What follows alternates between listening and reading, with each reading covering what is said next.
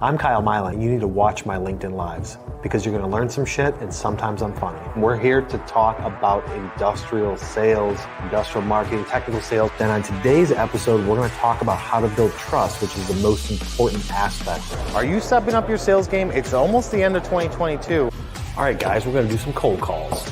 Hey, Bill, this is Kyle with Manufacturing Tribe, a Texas-based industrial sales and marketing company. On average, we create over 500 videos a year for our clients and write over 500 articles. Leave your comments in the comment section below, and we'll answer them when we come back. And if we don't have any questions, then I'm going to go on about my day. We'll be right back. Go to the YouTube channel, subscribe to it, please. Look at all the video content we have on there. I haven't spent 22 years in manufacturing to not know what I'm talking about. You need to watch my content.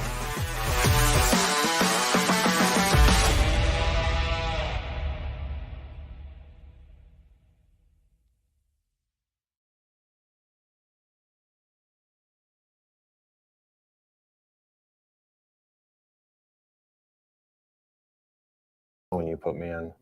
What is up, guys? It's Kyle Milan. I'm back. It's Thursday at noon, and we are here to talk shop. For those of you that are new to the content, we typically go live on Mondays and Wednesdays. Monday's show is Q&A, where you guys send questions over to askkyle@mfgtribe.com, and we come live to answer them. We also answer all of the live questions that are in the comment section from people on LinkedIn or YouTube. I think we're also displaying to Facebook today. So if you're new to it, Monday's that show. Wednesday's show, we talk about technical sales, industrial marketing, some topic that we come up with. Yesterday, we missed that show strictly because we didn't come up with a topic and I was too busy to figure it out. Today's show, Thursdays, every once in a while, we bring in some sluggers from the industrial industry that are doing some cool stuff, and we just want to have a general conversation with it.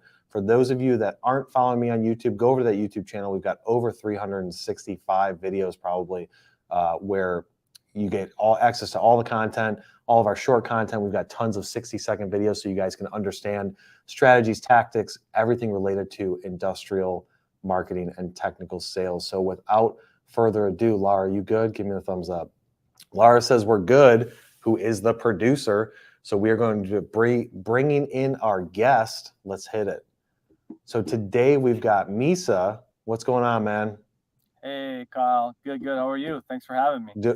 Doing well. So explain to the audience, and for the audience, guys, if you have questions about this as we're talking through some stuff, leave them in the comment section below, or even if you want to give Misa some props about what it is that they do, because I think the audience is going to think it's pretty cool, put them in the comment section below. So Misa, tell me what it is that you do, who do you work for, and what you've been up to? Sure, yeah. So my name is Misa. I'm a founder of this company called Formic.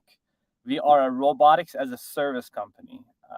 The way that I like to describe robotics as a service is most of the people are familiar with software as a service, where you subscribe to some sort of software, whether it's your ERP system or CRM, and you're not worried about who's doing the back end. Make sure the software works exactly the way you want. You log into your computer, it does exactly what you need. We're bringing that to hardware. We provide automation to manufacturers through a subscription hourly rate. We take on the deployment, engineering, design of different types of machinery and put it on our customer's floor. We maintain it, we service it. If it doesn't work, they don't have to pay us. We only charge for the uptime of the machines that we deploy. The reason we're doing this is I'm sure everybody on the call is familiar with the labor shortage that everybody's experiencing. So we want that companies acquire automation without all the hassle that typically goes into buying capital equipment. So they subscribe to our robots, we put on their floor, it works exactly like an operator would. Wow, and the reason why we want to bring you on the show is when I first heard about you guys, I've never heard of that as robotics as a service, right? Like nobody's doing that. So is there specific markets or manufacturing type locations that you guys are focused on, or is this something that could be broadly available to anybody? We are mostly focused on manufacturing. I'd say the high sector we deploy automation is food, beverage, consumer packaged goods, space. Then metal machining and fabrication, plastic injection molding are close, second and third. We could deploy all sorts of variety of robots because we can build pretty much any machines that people use in discrete manufacturing space. Oftentimes there's a robot involved in it. Most of our customers are small, medium-sized companies, and this is probably the first or second robot they're getting on their floor. So new to automation, not a ton of automation at their facilities. and there are usually less than a couple of hundred employees. All right, so I'm a manufacturing owner of a facility, and I'm like, look, I know that I need to get into automation. One, for the labor shortage because I can't find people. Two, increase efficiency, increase throughput, and I'm like on the fence about what system should I go with. Is that where you guys can come in and say, look, don't even worry about purchasing the equipment. We can rent it to you, and then if it works out well, could they then eventually purchase that from you guys, or is it strictly from a use it until you guys get your own system in place? Yeah, so we don't offer purchase on our systems. We deploy automation to our customers only through subscription. And I think there's a huge advantage in subscribing to automation rather than buying it, especially because most of the manufacturers don't know what their needs going to look like 2, 3, 4, 5 years down the road. So to have that flexibility to be able to use other equipment when they need it, it's extremely valuable. So oftentimes we walk manufacturing facilities, we identify areas that automation could be applied, and we suggest what we think our hourly rate would be for those types of automation.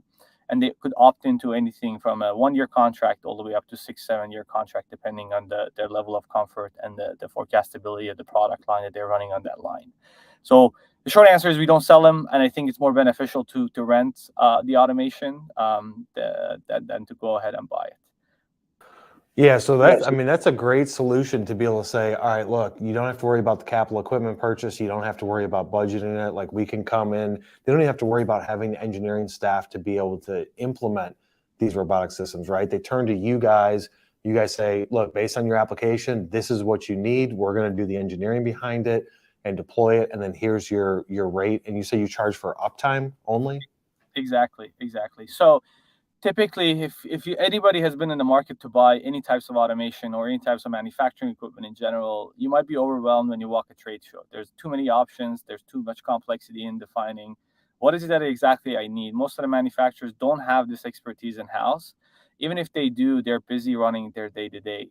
So in order to really be able to fully qualify what kind of automation you would need, and then make sure it's checked out properly. It's not something that all manufacturers are, have the capability or the time really to go ahead and do. So we take that off their plate. Typically when you go out there and try to buy automation, you are paying a bunch of money up front, and the machine shows up at your doorsteps. It might not work based on the specs that you agreed on. We are turning that game on its head a little bit. Unless our machine is working as we all agreed on, the manufacturer's obligation to us is nothing. So in this scenario, we're taking on the complete risk of the performance of the system. And we have a team of engineers that have combined 300 years of experience in specing automation equipment. So we are finding the right solution every time for every project that our customers might need. Wow, dude, that's crazy. And you guys are based out of Chicago, right? That's right. Which part of Chicago? Because that's my own old stomping grounds. That's where I was born and raised. We are in River North.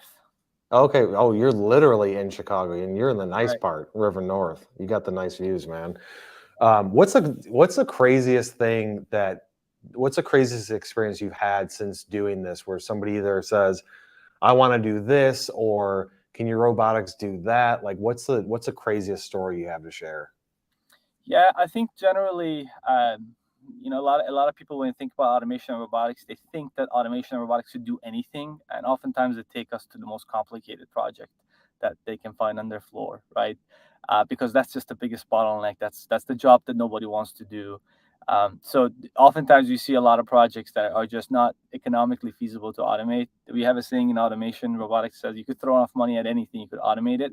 But oftentimes those type of complicated projects don't have an ROI, neither for us nor for the customer who's renting the machine. So we try to kind of get them onto a more standardized set of automation that's tried and true, while exploring those complicated projects, right? One of our, I think generally I've probably walked over 1,500 different manufacturing facilities in my lifetime. So I've seen it all. I can't think of any specific one that I could share right now that was a really complicated project, but we come across all sorts of really interesting applications, at least me personally in my lifetime. Yeah, so everybody watching on LinkedIn, because we can see you in here, I want you to leave a comment if you think that this is a pretty dope solution. I mean, I think that it's awesome to be able to provide the market with something a little bit different, right? This is how businesses get attention, is because they're offering things that are different from the norm, right? Misa could have said, hey, I'm going to go be a machine reseller and I'm going to sell these robotics to people, but he's flipping it on his head and like, dude, you can rent the stuff from me and we're only going to charge you for uptime. I mean, I don't know what better situation you can get than that if you're looking to add some automation, either you're looking to add automation for the first time to your plant, or even if you've already got some automation in place and you've got a specific project, they can come in and do all the engineering behind it, put a robot on your floor, and then you can pretty much take it from there, and they're there to support you.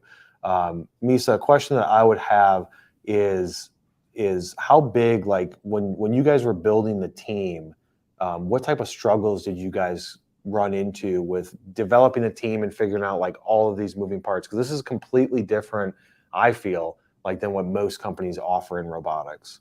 Yeah, no, it's a good question. So, so I think we have some strength in numbers. You know, we have a huge partner network of machine builders and integrators that are very good at what they do. And we have a team of engineers that understand different technologies so they could work with our partners and develop the right technologies. I think there's a huge shortage in people who understand robotics and automation. So we tend to bring on maybe people that not, you know, combine people with a ton of years and years of experience with people who don't have a ton, and kind of teach them the automation industry. So our team is a good mixture of the veterans in industrial automation, robotics space, and people who maybe 1 or 2, 3 years out of school. So I think the struggle is really the awareness of this being a career path for people, right? So I think we try to kind of go advocate. I myself, my co-founder, we try to go to school. We go on different areas where we can kind of advocate for how cool this industry is. But I think the biggest struggle that we have is in hiring people who who are even interested in coming into this space of automation and robotics in general. Because oftentimes I feel like there's this stigma with manufacturing and automation that's, it's not safe, it might go away. So we kind of trying to break that stigma a little bit by kind of showing all the cool things that could be done in manufacturing space with introducing new technologies such as robotics. Yeah, and I feel like, if you're running into those hurdles, like imagine what those machine shops are, and they're like, we need a tool and die maker. That's not cool. That's not sexy. Kids aren't like, yeah, you know what I want to do when I grow up? I want to be a tool and die maker. At a minimum, they would be more interested in like, hey, I could do robotics. Like there's robotics programs in high school and even in middle school. And if you're having those issues, I mean, I feel like this is a broad issue in the entire country and probably the world, but at least in this country, where the younger generation doesn't see enough cool stuff in manufacturing to where they're like, I want to get into that industry and I love robotics, so I want to go into that. It's just getting that awareness out there, right? Absolutely. I think, at least what we see from the customers who are using our technology or who are dipping their toes in automation and robotics, it's one way for them to attract more talent, right? Because if you're walking a manufacturing facility and you're seeing them, they're investing in, cutting edge things at their factory floor, you're more inclined to stick around. Even if you're an employee that's there part-time, or if you're interning during the summer, just seeing that people are, manufacturers are investing in new technologies and bringing cutting edge things, it would entice people to stick around. And we hear that from all of our customers who have had multiple robots. They're kind of, people are walking, they're intrigued by the concept. And I think robots are going to be a fundamental way of a way manufacturers really coming out of these challenges that we're having with labor shortage. The point is not to replace people. The point is to make it more productive. The way I look at robotics and automation is very similar to what personal computing, laptops and computers did to office workers in the 80s and 90s and early 2000s. It's not like we got rid of office employees because we had computers. We just made them a lot more productive than they used to be. And I see robotics and automation very much in the same facet. Once we have more robots at factory floors, instead of people doing, the dull and dirty jobs, they could kind of oversee processes and become, level up, make more money, and therefore make more money for the manufacturer because now they're doing more value add tasks rather than loading a machine or stacking boxes. Yeah, that's definitely a good insight into it. Like, and because I feel like a lot of people are like, oh, robotics are killing, they're taking over jobs, they're going to be replacing people, which is obviously not the case. Like now you need new jobs. You need robotic programmers and people that you're just trying to make the physical workers more efficient. And in my opinion, it creates new jobs to create the robotics. It's not like some futuristic world where robots are doing everything in manufacturing. The skilled labor is still important, but finding a way to work those two pieces of the puzzle together. Talk to me about, from a sales standpoint, because I'm always interested in the sales talks. When you guys are going in and talking to a potential customer, what type of objections do you get from them, and what is your response to overcome those objections when somebody's like, I don't know about this? Yeah, that was a good question. So oftentimes we find ourselves selling manufacturers on two new things, right? And manufacturers oftentimes are not quite comfortable with new things in general, because they're, they kind of like the way, I think, let me back up a little bit. Generally, if you're a manufacturer in the US, it's really hard to be a manufacturer in the US. Like, the supply chain is a mess. The labor pool is shrinking, and you don't want to take bets. You don't want to take huge risks. Therefore, you evaluate and reevaluate, and you talk to your colleagues and people in the industry before making decisions. You don't make decisions very quickly, because that could have catastrophic impact in your business, and we understand that. So what we pitch them oftentimes is automation and robotics is oftentimes new to them, but we also pitching them on a new way of acquiring automation and robotics and manufacturing equipment in general, right? So oftentimes when bundled two new things and it presented to somebody, it takes a long time for them to kind of wrap their mind around, whether this is the right technology and whether this way of acquiring it is the right way to acquire it. It takes a lot of communication, because it's new, right? So we understand that. Therefore, we have people that understand the technology itself really well, so to make the customer really comfortable with the fact that, hey, we know what we're doing. We've done this for a long time. At the same time, we have to educate our customers on why acquiring automation through a rental model or a service model is a lot more cost effective compared to you going and acquiring automation on your own through your capital expenditure. So I'd say the biggest objections we get is, you're a new company, you've only been around for 2 years, or I have to go and evaluate different, but with other vendors, or I have to go and evaluate internally with our financial team, because again, nobody really provides automation as a service, so their CFOs oftentimes get involved pretty soon and trying to figure out what the tax implications are going to be. So it's a pretty complicated sale, because not only the plant level team needs to be comfortable with technology itself, but also the financial portion of the organization needs to be comfortable with the way that's going to look on their balance sheets, for example. So there's some educational that we have to do. And just to insert this in the part of this conversation too, like the way that our subscription works is, it doesn't sit on your balance sheet, so it doesn't count toward your borrowing capacity, because just like a service fee, just like your utility bill or cleaning fee or whatnot. So we have to kind of educate our customers on robotics as a service, and also we have to educate our customers on the technologies that we're using. So oftentimes those are the two biggest objections that we get, that we try to work through. Yeah, and that makes sense, right? Because you got something new. It's going against the traditional way that most people are used to dealing with it, right? Like any new product. And then so you have to educate them first. You understand what they're probably going to say, because you guys have been doing this for long enough. So you have to educate them on the different of the process. Not only you don't have to buy it, you're just going to be renting it from us, then also the financial aspect. I have to assume that once you go through that process, people are like, oh yeah, you know what? This makes a lot of sense. How much growth have you guys seen since you guys started a few years ago and you released this model? Are you guys going straight through the roof? Is it a slow and steady growth? What's the growth look like? Yeah, we were growing a couple of 100% a quarter, both in revenue and the number of customers that we were acquiring. Just to give you a reference, we were 17 people in the beginning of the year. We had about 63 or 4. We have about 15 other open positions. So, to say the least, yeah, we're growing pretty fast, and we're hiring as fast as we can. Yeah, I mean, that's great. That's great to see, because I just feel like there's not a lot of people, if any, I didn't do the research, but there's not a lot of people offering this, especially in the heart of Midwest, being able to be like, look, we got the team, we got the expertise, we've got these things all over the place. Now it's time to start convincing people, like, I know you've been doing it this way, but here's something new that I want you to think about.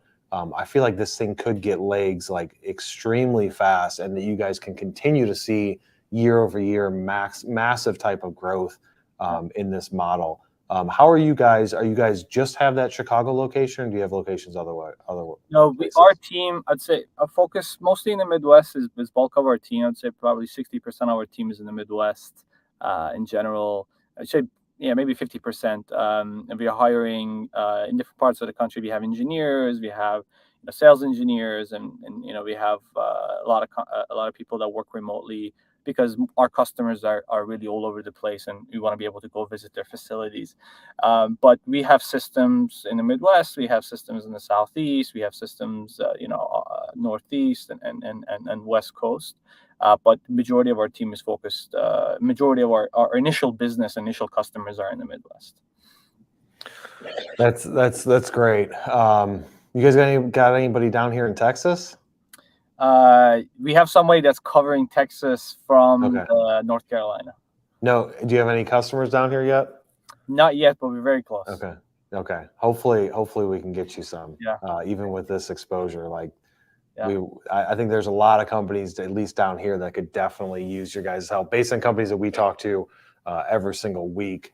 So how has it been like growing this business? Was it something that you just thought of it and then you're like, you know what, I'm going to do this. I'm going to go get investors to fund this thing? Or was it something that you've been planning for a decade? Talk to me about like how you guys got going, you personally and your co-founder, from where you're at to where you started off with to where you're at. Because I feel like a lot of people need to hear from these industrial entrepreneurs that are still trying to create new systems.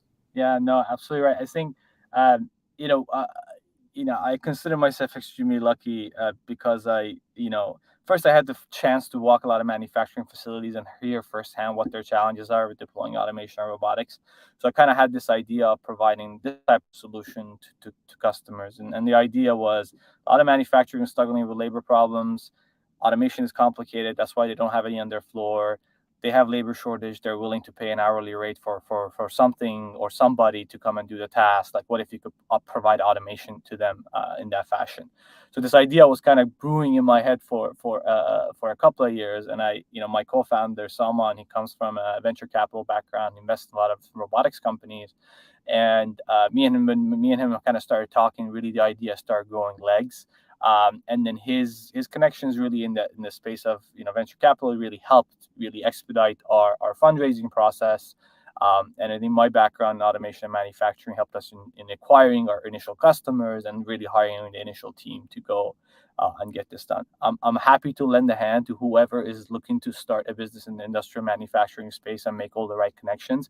But sometimes it might be tough without any connections and knowing somebody in the investment space to go and at least get an audience to your idea and kind of let people kind of help you and raise the initial funding. So I think we were fairly lucky to kind of come together and be able to kind of start the business together. I'm happy to help anybody else who wants to kind of start something in this space as well. Awesome. I feel like we don't hear enough about those stories, right? Like when I first got into industrial back 22 years ago, like there was a group of people and they were like the pioneers that had started a business 20, 30, 40 years previous. And there's just not enough people these days that are like, when they're looking to start a business, go into industrial. I feel like there's other industries or other things that are cooler, different avenues that people want to get into and say, hey, I'm going to start a business doing X, Y, and Z. I feel like industrial is just like low on the list. 3D printing, it's seen a lot of people that are starting cool stuff with that. But I feel like besides that, there's not a ton of pioneers that are going out and saying, you know what, I want to create an industrial company that's doing this service or this product or whatever, and I'm going to give it a go and give it my all. Talk to me about, as you guys have been growing and scaling, what type of issues have you come into with growing and scaling your team, besides like finding people that want to work into it? But talk to me about like just the dynamics of saying like, all right, we're at this location, and as you guys grow over the last 2 years, what type of issues have you run into? Yeah, no, that's a great question. I think one of the biggest challenges has been, we are a remote company, so majority of our team is not in the office. And as you're growing and scaling the team as fast as we have, I think getting everybody aligned on the messaging, getting everybody aligned on the processes is something that, we had to learn, because none of us has really worked in remote companies. Typically, most of us have either worked at a single place, or we go and talk to our colleagues every day. So I think that was a big challenge that we had to overcome. But getting everybody on the same page, make sure the messaging is right, make sure people understand the processes so they could do their job right and align in the mission that we were trying to do. But there's a lot of tools and resources that really helped us to kind of maybe create a remote company during a pandemic. So I'm not going to say we're perfect, but we're definitely striving. We're a lot better than we were a year and a half ago.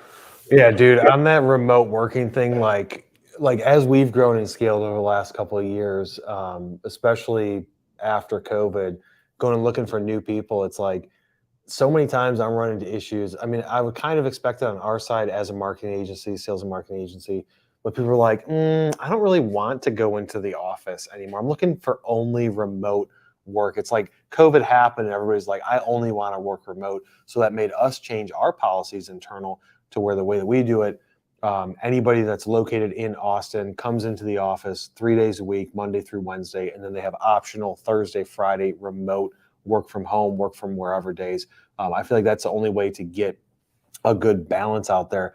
But I'm even hearing from our clients and people that we talk to, like a lot of people in manufacturing said, you know what, after this COVID thing was done, I don't want to go back to the office. So there's numerous positions where they stayed remote, and that's now just like the new way of doing things.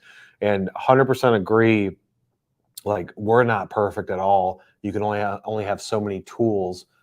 Preferably, we want to be able to interact with people face to face, because I feel like that just builds a culture and rapport with people. But having tools like Slack and cloud-based project management systems, and having frequent meetings and things like that, that's really the only way to make sure that, like, as your team grows, people are remote, that they still feel part of the culture, part of the team, and they're not just out on an island themselves. True.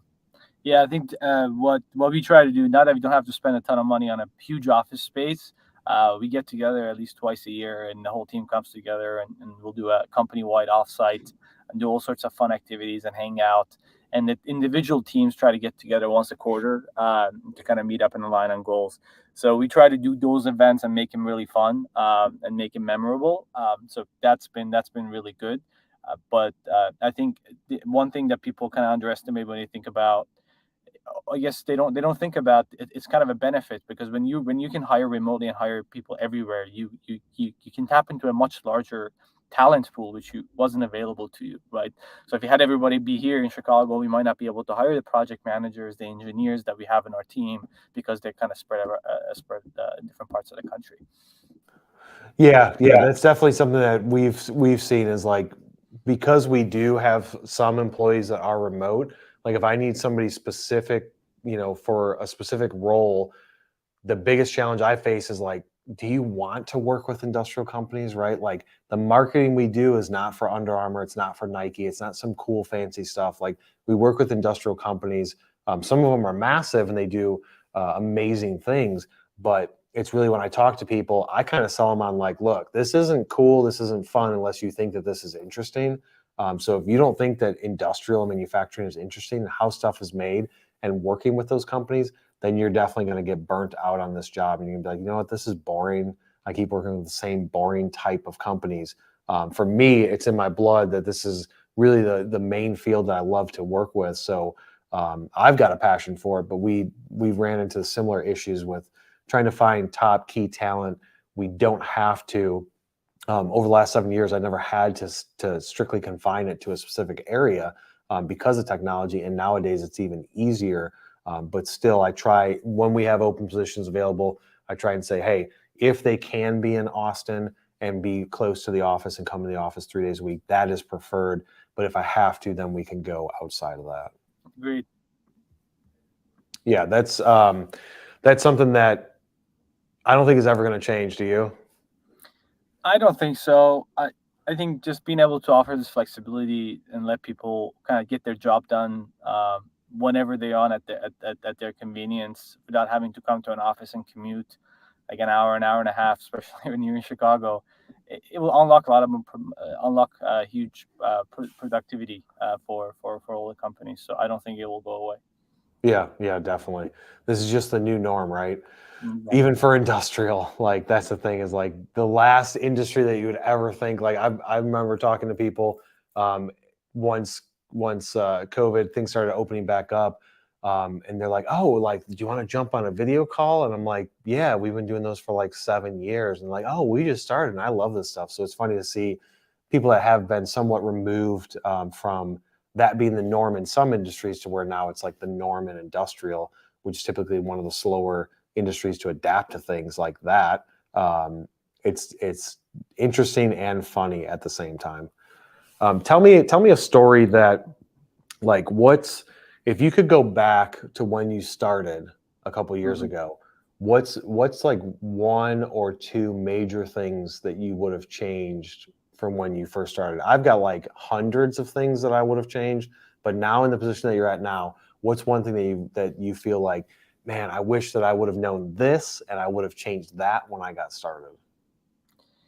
Yeah, I mean, there's definitely a ton, but that's just part of the learning process. I think the big one for me personally would have been, because oftentimes when you kind of have an idea in your head, you assume that everybody understands it the exact way you understand it, right? So I think being able to communicate things very clearly in a fashion that everybody understands through documentation, through videos, and just having a collaborative way that people could kind of raise their hand and kind of communicate on things that they don't quite understand, or the process that they need help with, is really important when you kind of coming up and starting a new business and a new idea, and then you hiring people as fast as we're hiring now.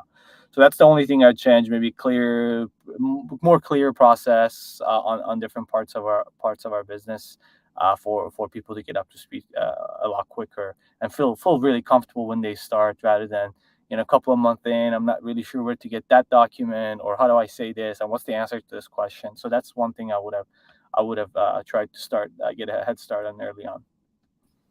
Yeah, that's one of those things that you kind of just learn as you go, right? I mean, that's definitely on my list of things I wish I would have done differently. I feel like every day as an entrepreneur, as a business owner that went and put themselves out there like you did, every day you're learning, every day you're making mistakes, every day you're trying to be better. It just comes down to not making those same mistakes twice, and you should be good to go moving forward.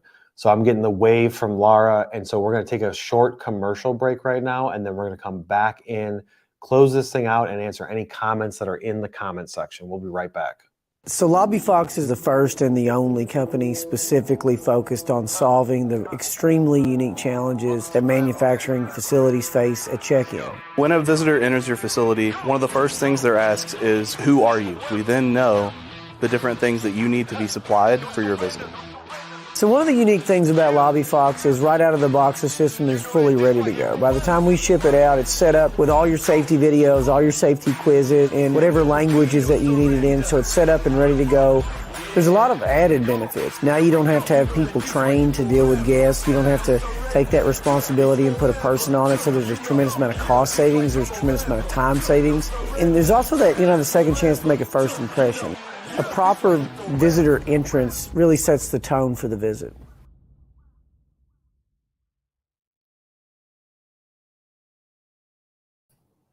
All right, we're back. And before we get into these random fast questions that we're going to answer in a fire round or a lightning round, as talk show hosts say it, we're going to go in to see if there's any comments in the comments section, or if the audience is being somewhat sleepy today. Third up, JW Jones says, I can't believe you're saying manufacturing is boring. Manufacturing is awesome. It's how we get things done in America. You are correct, JW Jones. I did not say that manufacturing is boring. I'm saying most people think that it's boring. Obviously, I have a passion for it because it's all I've done. So does Misa. But in general, when you're trying to attract new talent, they're like, oh, what do you do? Who do you work with? And then a lot of times I have to explain, even to Lara before she started with us, I'm like, basically everything that you touch is manufactured, and we work with those companies that make those things, either whether it's automotive or anything in between. So that's one comment that came through. What else we got, Laura? Arif, hey Kyle, listening to you from Germany. Keep up the great work. Arif is a killer. Arif and I worked together a long time ago, and he is an awesome dude. Hello, Kyle. Sir, just started watching your content, and I find it really helpful. Understand sales. You got this. Thanks, man. I appreciate that. That's it. Lara's throwing her hands up. That means when she throws her hands up that quick, that means that the rest of the comments are not appropriate to be showing on LinkedIn, and you guys will have to watch the YouTube replay probably to see it. So, Misa, before we get into this, let me ask this question. If people want to work with you guys, start to talk to you, where do they go and see you guys? Yeah, our website is formic.co. You can kind of see in the background. That's the name of our company, and the CO is the end of the extension. And then they could kind of see some case studies that we have for our customers, and they could look at different types of applications that we address in different industries. Also, they could fill out a contact form, or they could just reach out to me on LinkedIn, Misa Ilkhechi. All right, perfect. Laura says she's got one more comment before we go into the lightning round. David says, Misa, where do you see Formic going in the next 5 years? That is a good question, David. Yeah, we want to be the largest deployer of automation and robotics in manufacturing. We anticipate in the next 5 years, we'll have 2,000-3,000 robots in deployment in different sectors of the industry, and we're owning and operating robots in different facilities with different types of applications. We want us to be the most the simplest way to acquire automation without hassle. We want customers to just come to us and tell us what their process is, and we help them automate it without even them having to think about and go through the process. So we really want to be the easy button for automation. There you go. You guys heard it. He wants to be the easy button for automation. I honestly think that you guys are going to absolutely crush it. And I'm excited to watch the path and the journey that you guys go through, because I think that this is a great opportunity for you guys to really dive deep into this market and steal some of that market share away from the massive market share of people purchasing capital equipment with robotics. I mean, even if you guys get a sliver of it, you guys will be doing very good for yourselves. Thank you. So, all right, here's the questions. You got to answer them as fast as possible and no long answers. Laura just wrote these up because she forgot. So she said, if they suck, we can blame her. All right, so when you were younger, what did you want to be when you grew up? Wanted to be an astronaut. All right. How often do you work in your pajamas? At least twice a week. At least twice a week. Is that in the office or is that out of the office? As out of the office, yeah. Out of the office. I feel like some as quick as every day as much as I can. Yeah, I feel like depending on what I have going on in the day, and I've got 4 kids and I've got a 5th one on the way, so I've got a busy house. But sometimes I'm just gonna throw on a t-shirt, some shorts, and just get to the office as fast as possible because I got a lot of stuff to cover, right? So you've got a similar mindset. Yeah. Do you speak any other languages? I speak 2 more other than English. It's Okay. Farsi and Turkish. Farsi and Turkish. Do you have any pets? I don't. All right. Who in life has inspired you the most? And my oldest brother. Your oldest brother. That's a good answer. What is your current desktop or cell phone wallpaper? Desktop wallpaper is a picture of the latest satellite picture that I'm drawing a blank here. The new satellite that the Weber telescope, I believe. Okay. Called. Yeah, it's the picture they took of the galaxy. And my phone background is this new iPhone just released this new weather thing that you can kind of see what's happening outside. Oh, that's cool. Sunny, without me having to look at my weather app. Wow, that's dope. I did not know that they released that. It's like every day we're learning new things with the new iOS, right? What was your best Halloween costume? I think I was Borat one year. There you go, dude. Yeah. Wait, what? How old are you? What's your? 31. You're 31. Yeah. Okay, so you're well aware of that. I remember when that that whole thing first came out.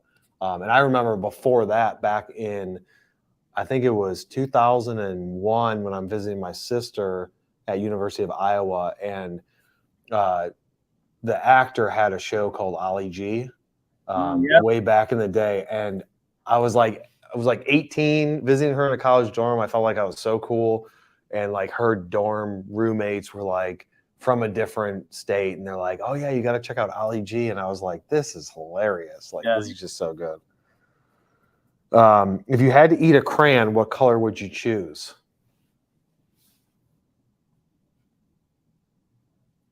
Man, that's a tough one. I don't red.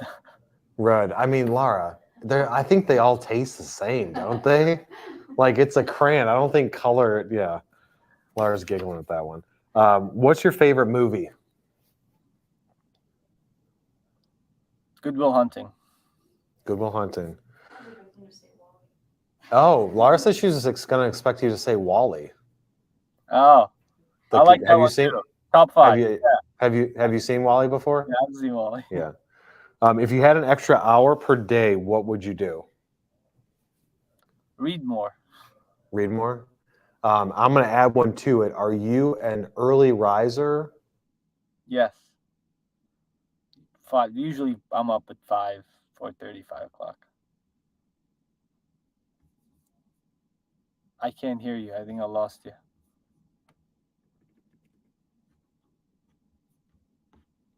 Can't hear you.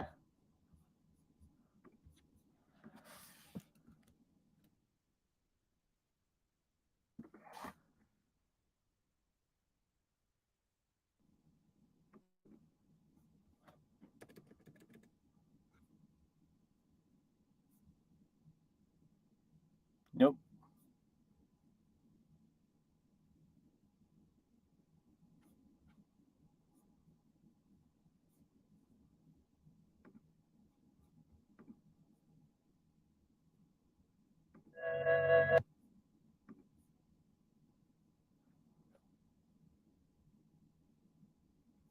Nope, nothing.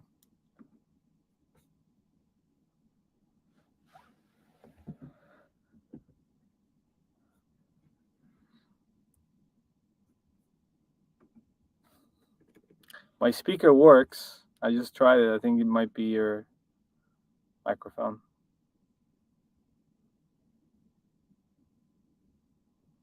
There. Now my mic is unmuted. Now can you hear me? Yes, I can. Yeah, he's saying. I think he's saying that he can. I can, yep. All right, throw in those. What's that? I can hear you, Okay. yes. So we're just gonna close out the rest of the show like this. So Misa, I appreciate you taking the time to join us today. I'm definitely anxious and excited to see you guys go on with your journey. Is there anything last that you want to say to the audience before we cut out? No, I really appreciate what you're doing. I think it's great to create this amazing content, both for awareness and getting people more excited and interested about manufacturing in general. Also, thanks again for hosting me and giving me an audience to tell about what Formic is doing. Hopefully, the audience learned something that they didn't know before, and if any of them is interested in us kind of helping them with their manufacturing challenges when it comes to robotics and automation, please don't hesitate to reach out. Thanks, Kyle. All right, perfect, man. Well, hey, we appreciate you joining us on the show. Everybody, check out Misa and what he's doing. Send him a connection request on LinkedIn. Let's build out his network so that way when he's producing that content and sharing stuff out there, you guys see it. If you're interested, visit their website. If you didn't catch this whole show, it's always located on my LinkedIn profile. We're also going to be putting it up on my YouTube channel. Just search my name on YouTube and you will be able to watch the entire live replay or bits and pieces. So expect to see it through your feed over the next few weeks. And so we're going to close out the show now while I'm sitting here holding this mic to my face. For those of you that are new to the content, if you got some value out of this, go over to the YouTube channel that I have and hit that subscribe button so you can be notified of all the new videos if you turn on notifications. We also have all of our episodes in a podcast form. So if you go to any of your favorite podcasts players and type in technical sales and marketing, you'll be able to come across the podcast. If we're not connected on LinkedIn and you'd like to connect with me to stay in tune with our content that we do every week, go ahead and send me a connection request. But as I always say, don't try and sell me some shit unless it is relevant. So with that being said, guys, we will see you on the next one.